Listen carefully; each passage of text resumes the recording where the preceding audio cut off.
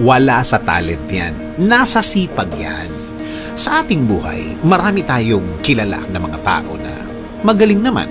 Grabe ang talent. Grabe ang mga abilities nila. Minsan, nagugulat ang mga tao sa paligid niya na may kakayanan pala silang ganon. Kaya pala niya ng ganon. Pero bakit ganon? Bakit ganon ang kalagayan niya sa buhay?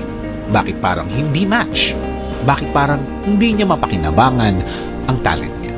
Kasi nga, wala sa talent yan. Nasa sipag at attitude yan.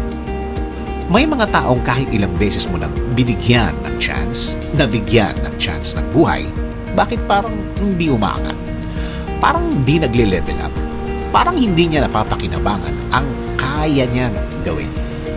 Di nga ba, sabi nila, hard work beats talent when talent doesn't work hard.